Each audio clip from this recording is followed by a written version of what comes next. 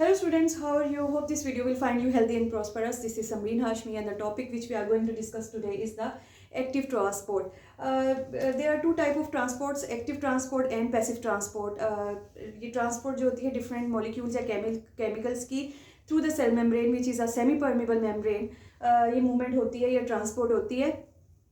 और passive transport जो है वो ट्रांसपोर्ट होती है जिसमें there is no expenditure of energy. उसमें आता है डिफ्यूजन आता है, फैसिलिटेटेड डिफ्यूजन आता है, ऑस्मोसिस आता है, इसके अलावा फिल्ट्रेशन आता है. उसके बाद ये जो दूसरी टाइप ऑफ ट्रांसपोर्ट है वो है एक्टिव ट्रांसपोर्ट. जहाँ एक्टिव का लफ्ज़ यूज़ आएगा it means there is expenditure of energy in the form of ATPs. आपको पता होगा कि जो एनर्जी करेंसी है सेल की या किसी भी ऑर्गेनिज्म की that is in the form of ATPs. ATPs जो होती हैं उस वो हमारी जो बॉडी में एनर्जी होती है वो एटीपीज़ की फॉर्म में मौजूद होती है. तो एक्टिव ट्रांसपोर्ट के लिए ये सर्टेन टाइप ऑफ ट्रांसपोर्ट है जिसमें एटीपीज़ की एनर्जी यूज़ की जाती है या एक्सपेंडिचर ऑफ एनर्जी होता है. अब हम इसकी डेफिनेशन सबसे पहले देखते हैं कि एक्टिव ट्रांसपोर्ट की डेफिनेशन क्या है.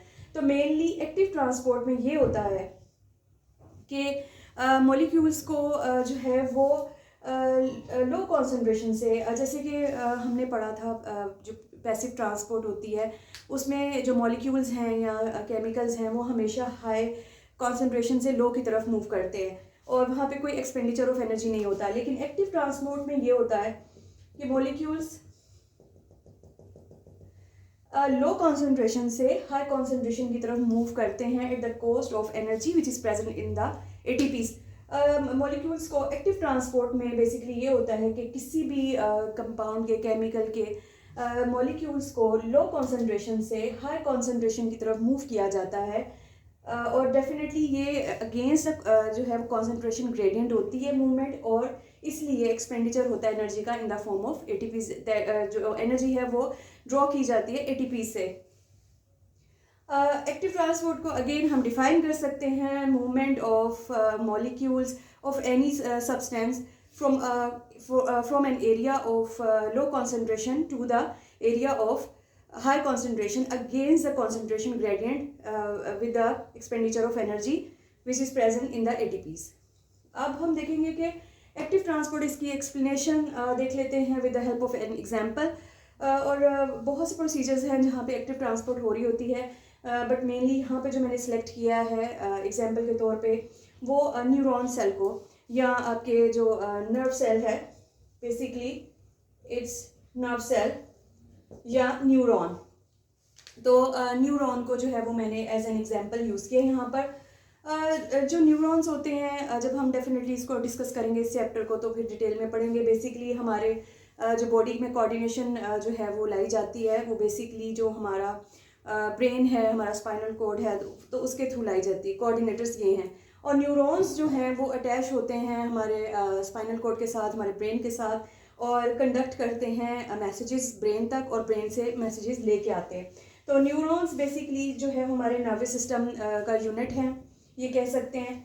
और न्यूरॉन्स या नर्व सेल्स जो है वो इम्पल्सिस जो है नर्व इम्पल्स जो है सर्टेन टाइप ऑफ मैसेज होता है जो ब्रेन तक पहुंचाया जाता है और ब्रेन से वापस बॉडी तक लाया जाता है.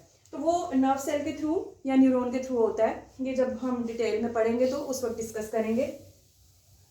तो जो न्यूरॉन होता है या नर्व सेल होता है अब हम उसकी मेम्ब्रेन को डिस्कस करते हैं. ये उसकी मेम्ब्रेन है, ये एक्स्ट्रा सेलुलर फ्लूइड है यानी आउटसाइड द सेल और ये इनसाइड द सेल है. ये उसकी नर्व सेल की या न्यूरॉन की मेम्ब्रेन है, सेल मेम्ब्रेन है.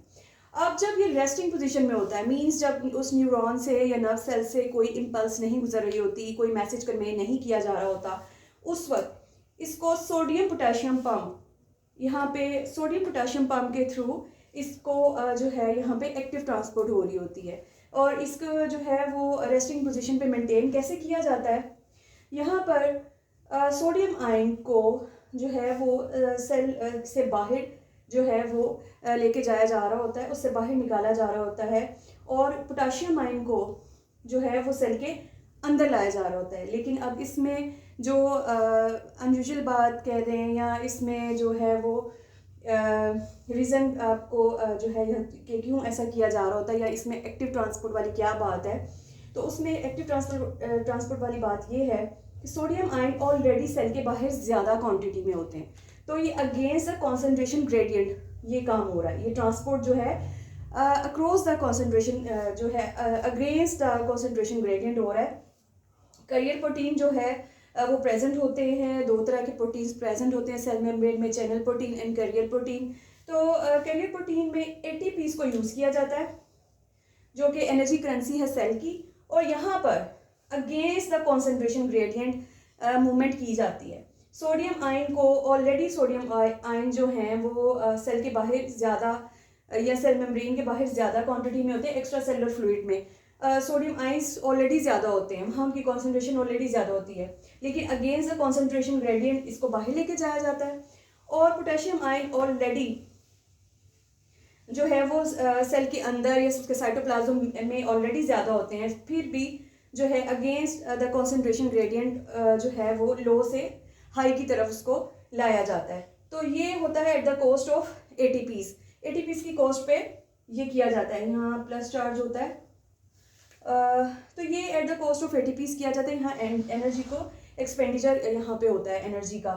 तो ये बहुत जो है वो एक इम्पॉर्टेंट एग्जांपल है एक्टिव ट्रांसपोर्ट की, और इस तरीके से ये सोडियम पोटेशियम पंप के थ्रू जो है इसकी रेस्टिंग पोजीशन को जो है मेंटेन किया जाता है। तो ये जो है आज का टॉपिक था एक्टिव ट्रांसपोर्ट। होप कि ये आपको जो है वो हेल्पफुल होगी समझने के लिए ये वीडियो, कि किस तरीके से एक्टिव ट्रांसपोर्ट जो है वो ब्रॉट आउट की जाती है, और किस तरीके से जो है ये अगर हम नर्व की बात करें, नर्व सेल की बात करें, हम न्यूरॉन की बात करें, तो किस तरीके से ये जो है कंडीशंस को या इस तरीके ट्रांसपोर्ट को कैरी आउट किया जाता है। If you have any question or ambiguity, then write in comments. Video, please like and subscribe the video. Thank you so much.